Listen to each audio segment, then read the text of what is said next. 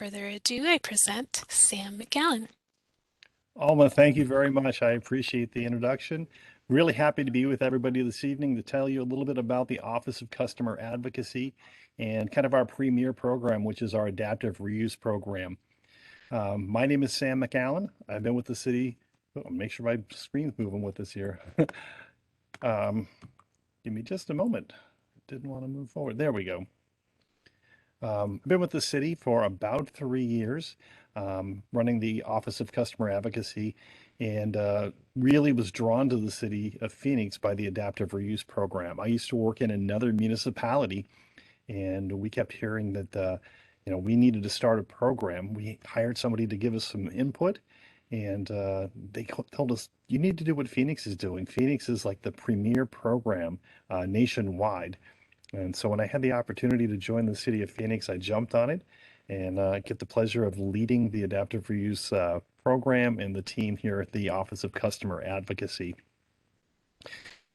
So the program or the Office of Customer Advocacy actually started in 2007. And looking at my screen, it didn't change as fast as I was hoping for there.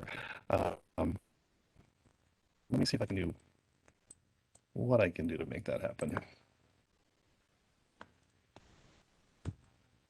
That's going to jump too far ahead. Sorry about that. There we go. Office of Customer Advocacy. We started in 2007, and basically the office was created to help small businesses. We wanted to promote small businesses, but also the challenge that was coming up with small businesses is kind of working their way through the planning and our development process.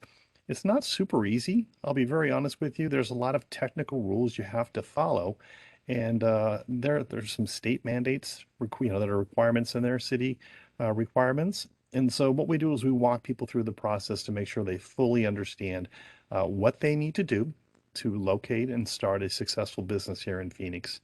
So we started that in 2007. About a year later, the city council and a group of customers and advocates in the downtown area was looking to start the adaptive reuse program. Adaptive reuse is taking a building that was formerly used in some other, for some other reason, and basically it's changed to a new use. And I love it. It's like building recycling. I mean, it can't get any greener than that. So we take a building that used to be, who knows what, could have been a restaurant. Now we change it. It's a medical facility, or it's a successful business, and we help guide people through that program. Uh, Again, there are some great portions of the program that were started by the city council in this working group. They did it as a pilot program for 6 months, and it was so successful they went ahead and expanded it that exact same year to make it a permanent program. The cool features about the program is we have some regulatory relief that we offer businesses when they move into a qualified adaptive reuse property. And I'll cover that a little bit later, just to give you an idea. But there's regulatory relief, and there's also a financial incentive that we help out with, just to make it less expensive as far as entry into the business. The other item we do, or one of the other items we do, is we have a light rail liaison. Light rail expansion is taking place throughout the city of Phoenix, and some of the small businesses are, they're sitting in front of their business and they can't wait, obviously, to get the light rail up and running. But there are some things that you still have to be challenged with, whether it's access to the business, signage for the business. Sometimes there's parking lot adjustments that have to take place, curb cuts. And so we have a liaison in our office that works with the small businesses to help them understand some of the programs and the benefits that can take place or are available to them as we expand light rail throughout the city of Phoenix. Another item that we do, another program, is our downtown alley activation program. And this is basically a way to activate the alleys so they can be utilized. And it seems that they're going to be utilized more in the evening hours. And the reason I say that, we have an application in right now, and the plan is to string lighting down an alleyway to kind of clean it up, brighten it up, and allow it to be used for micro businesses and pedestrian travel in the evening hours. And if you've been down to, downtown Phoenix when we've had a First Fridays event, the type of activities and how busy it can be. This just allows them to expand the activities temporarily down an alleyway once it's activated. So we work with a group to make that happen. We also have worked with the temporary indoor building use program and the permits that are associated with that. Basically, what that program does is helps take a space that's normally not an assembly type space. And when I say an assembly, a place where people would gather, um, we help make that building temporarily safe so people can hold special events in there. I'll give you a great example. At the Park Central Mall, they had an art show in a space that used to be a large or a big box retail store. And they just went through the temporary indoor building use permit process and were able to hold a big gala and arts event in a space that's normally not an art space. So that's an example of that. And then the last item I put on the screen is parklets. And a parklet is actually the picture you're looking at. That's the newest parklet that we've had established in the city of Phoenix. And it is a temporary platform that kind of goes in the right of way. This was with the Kettle Black off of First Street in Washington. And as part of the city's effort to help small businesses, mainly restaurants, during the time we got our COVID distancing requirements, the city council allowed temporary expansion of outdoor dining areas, and the Kettle Black decided they wanted to go with a parklet, and we're able to work with us and work with our streets department, and they've got a fantastic outdoor dining space that they normally wouldn't have had, but that's what a parklet is. Then I'm going to talk a little bit about the adaptive reuse program. That's really the main reason, hopefully, you're here today. That's the main reason I want to present information about, or what I want to present about. Again, I said it was created in 2008. It was pretty darn quick between the pilot program and then 6 months later, with all the successes, the city council saying this needs to be a permanent program in the city. Um, the pilot program was restricted. I mean, a small area to test and control, but I'm going to talk about the citywide program because we've been in existence for 14 years now. So the adaptive reuse program is a citywide program, so anywhere in the city of Phoenix, and it's available to buildings that were built prior to the year 2000. So 22-year-old building or older would qualify. It must have a change in occupancy, and I'll talk about occupancy in a little bit. I've got a whole slide on that. That's one of the elements that we walk people through to make sure they understand what a change of occupancy, technically is. And again, I'll run through that with you. The other nice thing is we have a tier program. We basically have broken down small, medium, and large, and the amount of regulatory relief we give to the businesses or the buildings that fall within that. Our three tiers, our smallest buildings are buildings that are up to 5,000 square feet. They get the most regulatory relief just because they're the smallest, and there's some additional challenges just being that small. Our second tier is our 5,000 to 25,000 square feet tier, and so that's a pretty good sized business right there. And again, they're our second level of relief and assistance. And then the final grouping I have here is up to 100,000 square feet. So this is a big box store. Um, and there's been quite a few changes that can take place with a big box store. Our program does require the entire building to be part of the adaptive reuse. And the nice thing is we work with our customers to make sure they maximize the benefits offered by the program. I'll give you a quick example of a building that was almost 100,000 square feet, and that was a Motorola plant. And has been converted into an educational institution. I believe it's a K through 12 school now, and kind of a creative use of a building that it had outlived its useful life as a semiconductor plant at the time, and now it's an educational institution. So it's kind of cool. I've got a picture in here of an adaptive reuse. I'm going to talk more about this one in a little bit. But this is the inside snapshot of Sips Coffee off of 36th Street and Indian School. And you'll notice the big garage doors. I'll talk a little bit about that later, but I just wanted to kind of let you know the slides in here are usually positive adaptive use projects. And this one's just is fantastic. So we'll get back to this in a little bit. So with the Office of Customer Advocacy, one of the things we offer to businesses is having a single point of contact where one of our staff members here at the Office of Customer Advocacy is your go-to person. We're your advocate here in City Hall. And the really great thing about that is when you start a project, there's a couple different groups you need to go to. You may need to have your zoning adjusted. You may need to have building plans submitted, some minor construction as part of your project. You may need a liquor license or something like that from our city clerk's department. And so we're the one point of contact, so you don't have to remember the three or four different people who have been helping you. We give you one person, that's who you call, and that individual will help walk you through the entire process. So we think that's a real benefit to small businesses. The regulatory relief I'd mentioned, we have about 60 different levels of, or excuse me, 30 different levels of regulatory relief.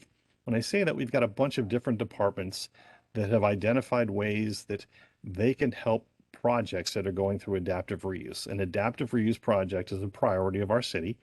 And when you're going through an adaptive reuse, you're treated, as a priority. And we want to make sure that our customers feel that. And all the different departments have identified different ways they can help, um, whether it's reducing regulations, just because you've got an existing building and there's not a whole lot you can do. You wouldn't have to. Well, I'll talk about it in a minute, but there's a lot that you wouldn't have to do because you've got an existing building already, in place. Um, The other item is time is money. We help streamline processes. We help you save money or save time, which saves you money as you go through the process. We've got a couple different groups we've worked with to help cut those time frames down for qualified adaptive reuse projects. And again, we take these as a priority, get them through our system, and hopefully get your doors open. Something that was really exciting that was added to our program back in 2014 was an adaptive reuse incentive. Now, when this first started off, it was just the regulatory relief, but we now have an incentive, and it's up to $7,000 per qualified project. And what that is good for is helping pay permit fees, plan review fees. It's basically anything that's not zoning related, that we can help you through the process with. And just to give you an example, when somebody comes in and they have a preliminary review, that's about $1,200. And so we think as an incentive to a small business who's just trying to start, to not have to pay a $1,200 fee up front can be a real benefit. Now, you don't have to pay the $7,000 back. That's part of the program. But you can only use up to $7,000. So if your project takes you a couple years, it's still $7,000 total that your project would qualify for. So far, and this is as of last April, 226 businesses had taken advantage of the adaptive reuse incentive. And that's just under $700,000. So we're really excited to be out there helping businesses, helping people, fulfill their dreams and getting projects moving forward.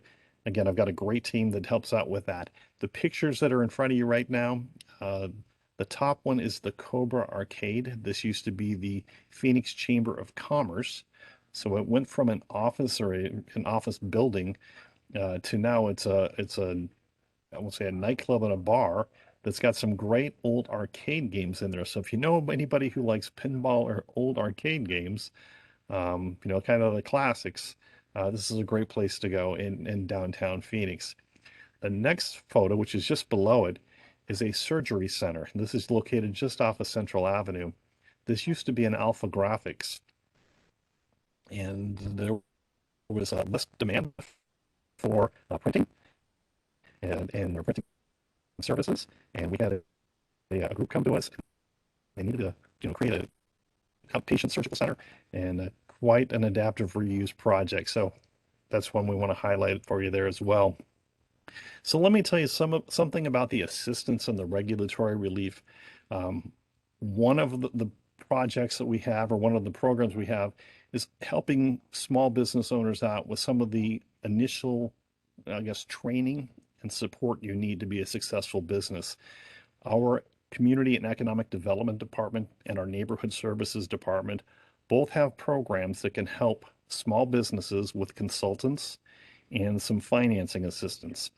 The financing assistance obviously is kind of a loan-based program.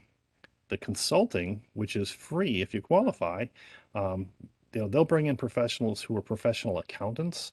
They'll bring in professionals who are human resources experts.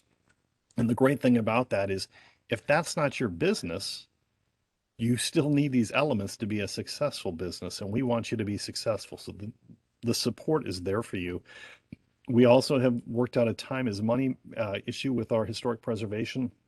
If you're going into a historic building, there's normally a review process that needs to take place, and they have worked to expedite that review.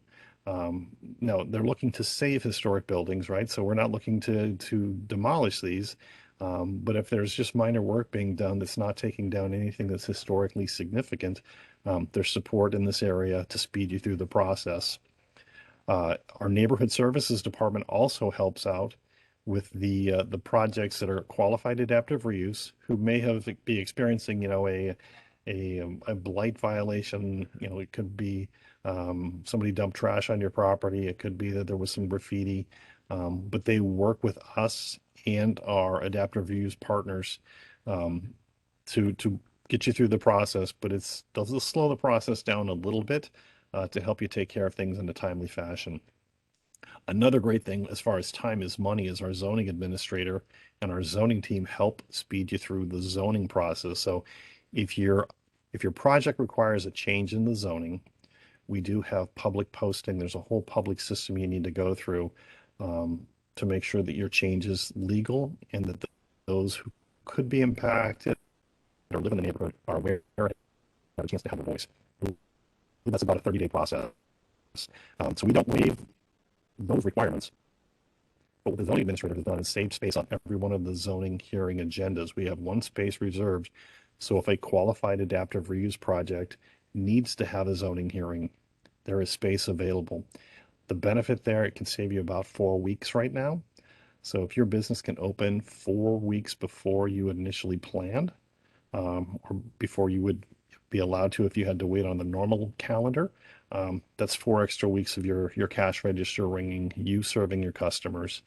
A real benefit there. So real excited about that portion of the program. We also allow businesses to assume risk. And when I say that, you can submit your plan review, you can submit your zoning, all at the same time, but knowing that there are risks because if one of the items doesn't get approved, it could impact the progress you're trying to make. This is usually somebody who's consulted with our staff or maybe a professional and figured out that things that you're submitting look really good. And if you want to save a little bit of time, we have the concurrent review of some plans that can take place and move you forward. Toilet fixtures and restrooms I have on there as well. Uh, our building code does require you to have restrooms, but we have an allowance for the smaller buildings, the tier one, depending on the use that's going in there, and it could save you having to add a water closet or two. So if you're in that situation, give me a call and we'll work with you on that. Another nice thing, and this is kind of what I was talking about before, was the smaller buildings and existing buildings have some challenges. I mean, they're already there, so there's some of the stuff you really can't do that might be a new development requirement. So we have proportionality guidelines that take place through our process. So with our site planning team and our traffic team, they realize some of those existing conditions, which might be something that was built 50 years ago. It may not meet today's standards, but if it's safe, they'll allow it to remain. Again, the nice thing is here is you don't have to bring the building up to today's standards in every way. Safety is something we will not, bend on. We need to make sure it's safe for you and all of your customers, everybody going to the site. But it's tough to apply today's requirements to something that already exists. If there's a 25-foot setback requirement, meaning your building has to be set back 25 feet, but at the time the building was built, it was built close to the property line. We can't remove the building to meet that new modern requirement. And so that's what the proportionality guidelines have an allowance for. There's a couple other ones on this list. I'm gonna jump to the three that are kind of bold. I hope you see that. The parking reduction, our landscaping standards, and the water line to be used for a sprinkler system. Those are the three biggest that my team gets asked about. Depending on what type of business you have, depending on the intended new use on the building, you might be setting yourself up to draw a bigger crowd than that building was normally built for.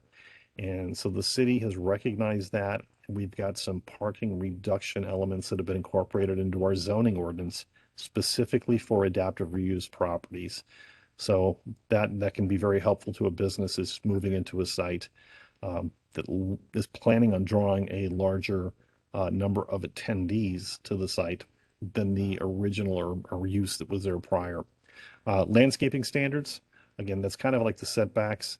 We do make you bring the building to, if there are planters, you do need to put plants on the planters that are already there.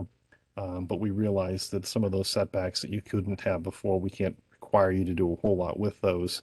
But I can't think of anybody who wants a place that doesn't look great, doesn't have a shaded element. But we work with you and we do have some regulatory relief there. And then the last one I mentioned was the water line for sprinklers. What is critical is if you have to put a sprinkler system in a building, you must have adequate water flow. And if you do have adequate water flow off the existing line and you qualify from the adaptive reuse program, we allow you to tap into that line and use that existing line that already goes to the street to the water main. Now, what's interesting about that, that can save you quite a bit of money that you probably didn't plan on spending. Um, as long as you have adequate flow. When I say adequate flow, you can work your sinks, your restroom facilities, and if the sprinkler needs to be triggered for a safety reason, you have enough flow for that. If for some reason what you have in existence will not meet that requirement, then we will require you to have a tap to the water line out in the street, is usually where it's at, and then bring that to the property. Um, the cost savings associated with having to go to a water line in the street and then having to re-asphalt the street is usually something that a small business doesn't plan on doing.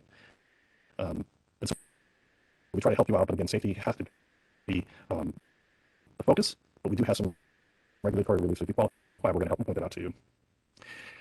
So where can I find all the regulatory relief? You must be asking yourself. We have that information on a web page. Just prior to setting this up, I realized that my live link wasn't going to be beneficial today, and I apologize for that. So what I have here is the details on the regulatory relief and the assistance are listed on our web page under the adaptive reuse program and specifically the adaptive reuse policies. So I've got the web link right there for you. We can make this whole slide set available to you so you can grab the links. But this is the area where you would actually be able to scroll through and see all of the different regulatory relief and the programs that are available to our eligible adaptive reuse properties and projects. And it's great information. Again, if you're looking to start an adaptive reuse project or just thinking about a project, you're more than welcome to give my office a phone call. Be happy to walk you through what we can, share all the information we can. We want you to be successful. And I'll give my phone number in my email at the end of this slide presentation. Now, we do have a couple of uses that are excluded from the incentive. City Council has determined that the uses that are on your screen right there are just not things they want to put the adaptive reuse incentive towards. However, if the property you're wanting to put your business on is one of these businesses and the zoning allows it, then you are allowed to put that business on that site.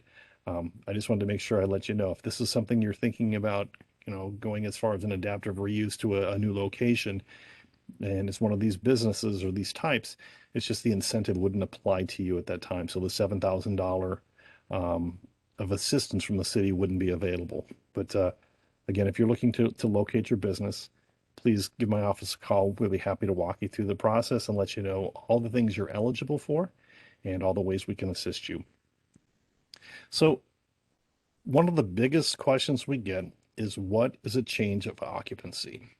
And it's a technical definition. I mean, we get this out of our International Code Council books, which are adopted by the city of Phoenix. They're our building code, and I've put a listing of them here for you, just to give you kind of an idea. Here's what a change of occupancy is and isn't. So if you take let's say a former McDonald's restaurant, and now Sam wants to move Sam's coffee shop in there, it's not McDonald's, it's Sam's, but it's still a restaurant type use. And so that's not technically a change of occupancy. The example I gave before when I mentioned the alpha graphics on this chart here falls under the business category, and then it's changed to a medical use, which falls under institutional. There's a change, and then you qualify. If you have any questions, just give my office a call. We'll be happy to walk you through. I'll just give you an idea though. An assembly use is something like a restaurant, a banquet hall, anywhere where there's a number of people assembling. Usually it's a number greater than 50. If it's a large concert venue, yes, it's an assembly.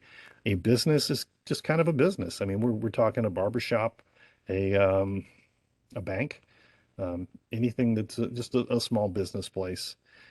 Education, it's basically educating. I think there's a definition, two different definitions. One goes up to 12th grade, but it's an educational institution. I think we can get that a school, a church, whatnot. The factories and industrial are places where there's manufacturing taking place. High hazard, this is going to be your explosives, your gases. Yeah, these are all businesses, right? So we've got to have a place for these. And those are the type that are there. Institutional, that's going to be more hospital and a care facility where individuals need assistance to be mobile, to get out of that or to be taken care of. Mercantile is going to be kind of just general sales of merchandise. So a lot of the stores we frequent fall into that category. And then residential is obviously a residential use. So storage can be all kinds of storage uses, but I like to think of it like a airline hangar. That's a building, and there's certain rules and regulations that tie to that. And then we've got miscellaneous, which is like a shed or a storage unit. What what I want to make sure you understand, though, when we have these building classifications, the building itself is created for the use. And so obviously, if it's those higher levels, we talked about the assembly uses, there's a lot of people coming in. And for a lot of people coming in, I need exit signs. I need a lot of doors. I need people to be able to get out safely if, there's a reason to get out safely.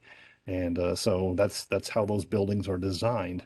Um, a a high hazard flammable, we have a need for those type of businesses, right? But there are certain elements that they must qualify for as well. And some of those can be with their electrical system. It can be with venting. And anyway, just I want to make sure I share with you that this is a really big category for us. I'd be more than happy to help you through the process if you've got a place in mind. So a certificate of occupancy is where you would find the authorized use or this, we call this a C of O, but this is where you find the occupancy classification. The one I've pulled here this is actually the Sips Coffee and Beer on, I think this is the one on Indian School Road I had a picture of earlier. And this is an assembly use.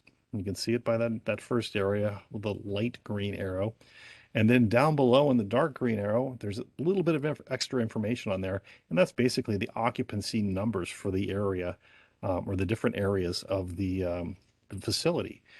So a great thing to do if you don't know what the building was supposed to be used for is to get a copy of the certificate of occupancy. And that can be done by contacting the city. We've got a records group. And you can also look for that information on our webpage. It's accessible that way as well. I've just got a listing here. This is a group of people we have been having conversations with for quite a few years that help us with our programs, advocating for small businesses, referring small businesses to us. If you see that first one, it's where you are today, the Phoenix Library, the Hive, or the Startup Phoenix program. And there's a whole bunch of different community groups. There's a bunch of different city departments we partner with. And then the last one I put on there is the Urban Land Institute. Let me tell you about that group real quick. They just put out a book. about the Office of Customer Advocacy. It's small, it's building small businesses or building small. But the Office of Customer Advocacy, we're highlighted in there as being one of the programs nationwide that's successful and reproducible. So it's a kudos to us for what we have in Phoenix. We're here to help you out. And it's nice for them to have recognized us that way. I just did a presentation with the author of the book 2 weeks ago here in Phoenix at one of our adaptive reuse sites. And we were talking to a bunch of developers and real estate professionals talking about building small, the importance of it and the benefits. And again, we're very excited to have been highlighted as one of the successful programs in the nation. So when you do adaptive reuse, one of the cool things I think, it's really about as green as you can get. You're promoting the reuse or the recycling of an existing building. And you don't have to worry about bringing stuff in. Usually, if the building will work for you the way it is, and all of those little safety elements we talked about before are in place, great. If not, we'll work with you to try to do what we can to bring it up so your intended use can go there and your customers can start benefiting from you being there. I put down neighborhood benefits too, because great thing about a building that's being utilized, there's activity. And usually, when there's activity, there's people watching out for the property. It's a place to go. It's a place to be seen. You'll see got a little presentation at the end. You'll see some of our successful adaptive use projects, and every one of them is a place you want to go. They're great and well maintained and contributing to the neighborhood and the community. We also have the business and the economic benefits of it. You've got a business location that many people already know just because of the structure of the building that's already there. And there's a lower entry cost to starting a business in an existing building than buying a piece of land and having to get permits and build and grade and have all your products shipped to you and then have the product built into your building, have it inspected, and then get your doors open. So again, there's quite a few benefits out there. And I will tell you though, there can be some surprises with going into an existing building because sometimes you may not know exactly what's there. We can assist you with some due diligence, looking at records and trying to figure out what all is taking place. We have an example of a place that is currently undergoing an adaptive reuse, and they are changing. I don't recall what the initial use was on the site, but they're changing it into it's like a veterinarian that does physical therapy for animals. And one of the sticking points they didn't know about early on was they were hooked up to a septic tank and not to the sewer system.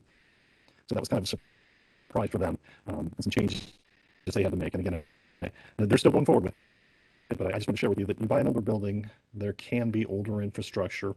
And again, I encourage you to do your due diligence or work with us and get the information you can to move you through the project. You can make a great decision to move forward. But we can provide some of that pre-project consultation. We can help you with some of that research too. Let me talk about some of the research that you'll need to do. You really want to find out who owns the property. My wife has a place that she loves, and she's like dreaming about, oh, someday I'm going to open a business there. We've got to find out who owns the property. There's not a for sale sign up, so we need to figure out who owns it, make contact with them. Sometimes you don't see an address, so you need to figure out what is the legal address of this property so I can start inquiring. Um, Another way that's great is if you have the assessor's parcel number, the APN. You may not have the address, but if you've got the APN, we can get you there. And then the final thing is, what is the zoning? And if you were part of the presentation that was done with Startup Phoenix a couple of weeks ago, we had our uh, zoning department actually give a little presentation on planning and zoning. So there's some benefits there. Now I'm going to walk you through just identifying information with the Maricopa County Assessor's Office. This is a pretty simple website to go to, um, very easy to get to. And I've got the email address there for you. But once you get in there, you can see there's a section where you just put the address or the intersection. I just went ahead and put in 200 West Washington. I did that because that's City Hall. That's where I'm at right now. So it was a pretty simple one to throw in there. And then when you click it, what's going to come up is that you can see the owner's information. City of Phoenix owns it. It gives you the property address. It gives you the mailing address. So a lot of times with a business, if it's not owned by somebody who that's their primary, location for their business, you'll get a mailing address as well, which is kind of fun. There's other information in here too about the type of use, the size of it, and all those other fun items, including cost and values. But when you're trying to figure out APN, again, the parcel number, or if you're looking for the address, I highly encourage you to jump on Maricopa County to get that information. If you're looking for the zoning, the city has the My Community map. If you go to the City of Phoenix webpage, if you actually just go to our planning and development page, we've got a section that's just maps. You can click on that, and one of the maps is called My Community. You can see in the upper right-hand corner where you would put the address in. Again, I use the same address here, 200 West Washington, and you can see it identified the area, but then it also identifies the type of zoning. So the zoning category for Phoenix City Hall is DTC, so it's Downtown Code Business Core. And the great thing about this, there's a link. So if you click that link, it'll actually take you to the city's zoning ordinance where it'll list what you can do on the site. And just so you know, if it's not listed there, you can't do it there.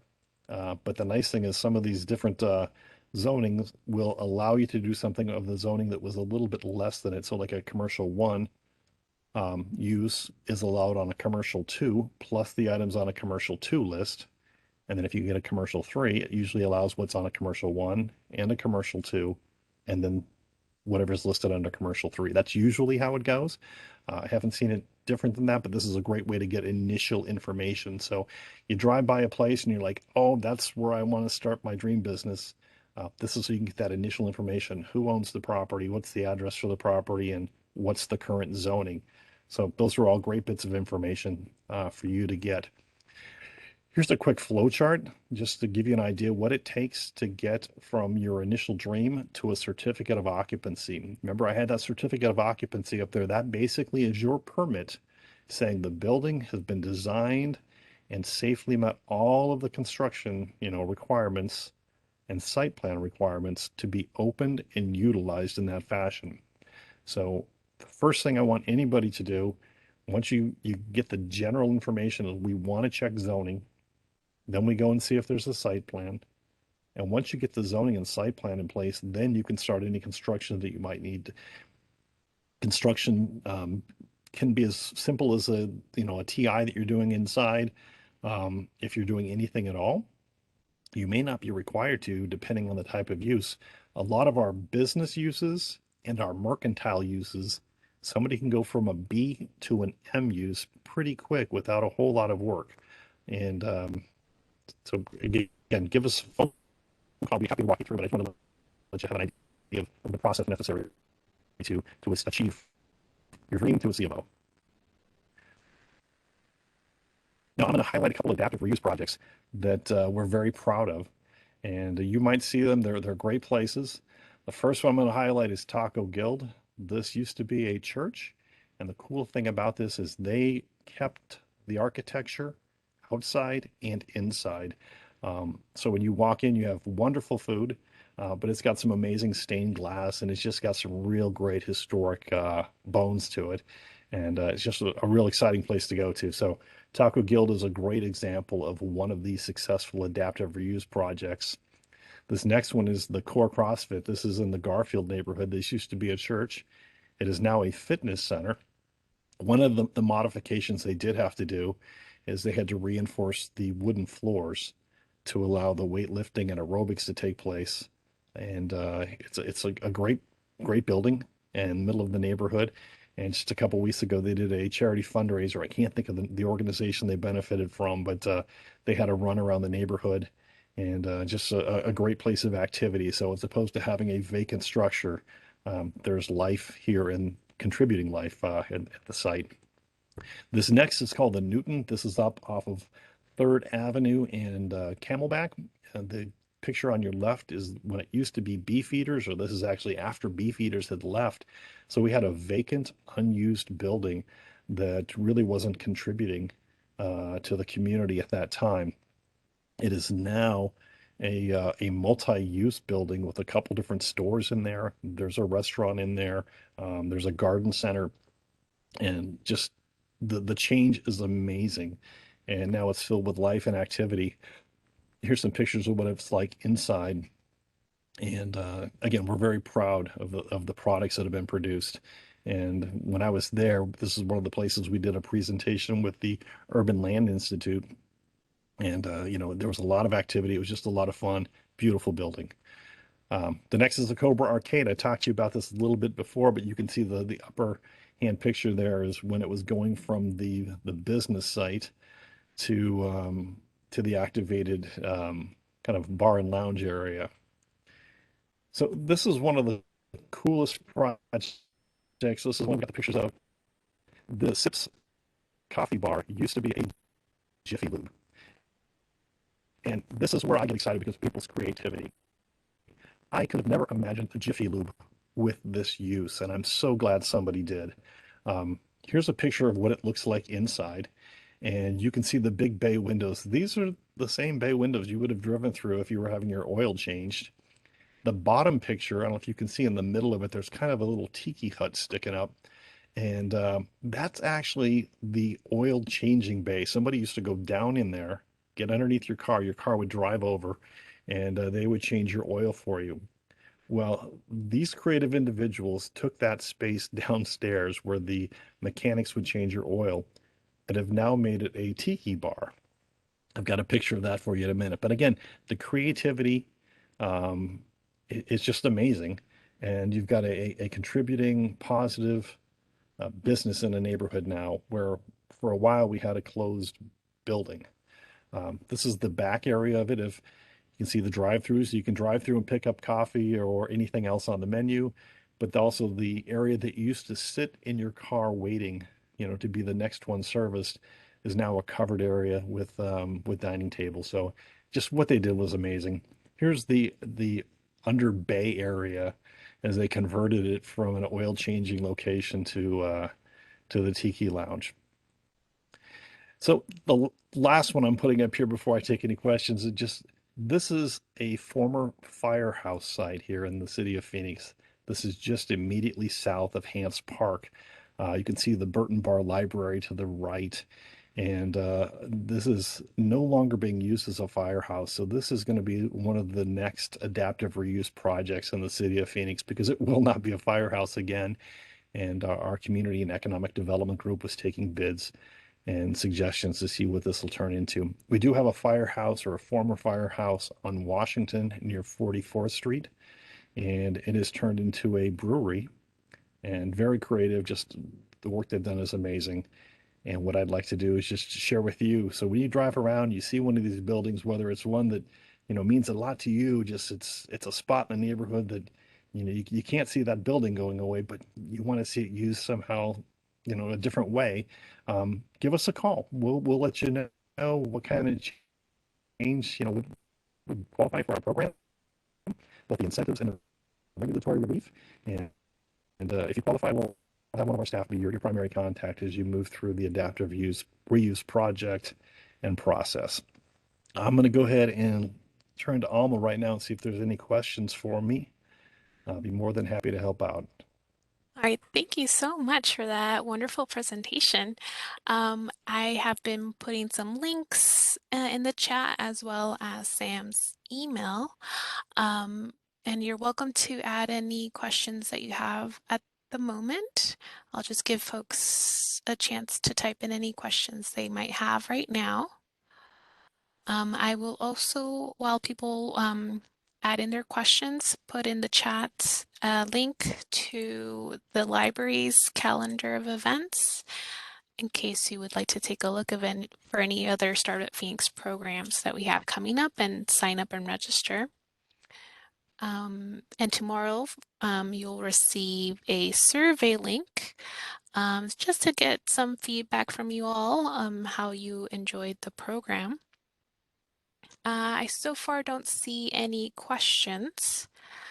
Um, just that's great presentation and incredibly helpful information from somebody. Thank you for joining. Uh, let's see, a few more moments. Let's see. Oh, yeah, someone said, hello, I'm interested in creating a passenger traveling business. Is this something that could be compatible with the program? I think it might. It just depends on the space you're looking at. Give me a call. Give me some more details. I'd be really excited to talk to you about it because, again, your creativity and some of the knowledge we have here, we can work something out. I'm certain. Now, is your number that you would like to provide the one that ends in 9051? Okay. Yes, that's my direct line. Are you sure? Okay. Absolutely. Okay. All right, putting that number in the chat as well as his email. But that's a really good question. All right, any other questions? Oh, yes, there's another one. Does OCA have a list of reusable buildings? Interesting. We do not have a list of just buildings. Um, I can tell you some of the former projects we've worked on, but if you're looking for a vacant or a property maybe that the city of Phoenix owns, the city of Phoenix does have a list of properties we own, and that could be made available. That's through our finance department or real estate. But give me a call and be happy to link you up with that one. Um, but I will tell you, if you drive by a spot and you see, just like that's got to remain, and that would be the perfect location for my boutique or my whatever.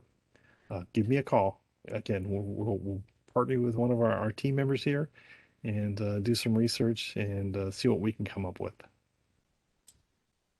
Thank you. All right, any other remaining questions before we end tonight's program? I'll give folks a few more seconds. Or let's see. I don't see any other questions. Well, it was my pleasure. And if you have, again, an opportunity, you have a question, shoot it my way. I'll be more than happy to help you out. Absolutely. And thank you again for your presentation. And thank you to our attendees for taking the time out of your Thursday night to join us. Again, you will be receiving a link tomorrow for a survey. And if you have any additional questions, feel free to um, email us at the library website. We have a link on our homepage where you can ask us any questions. And I'm going to go ahead and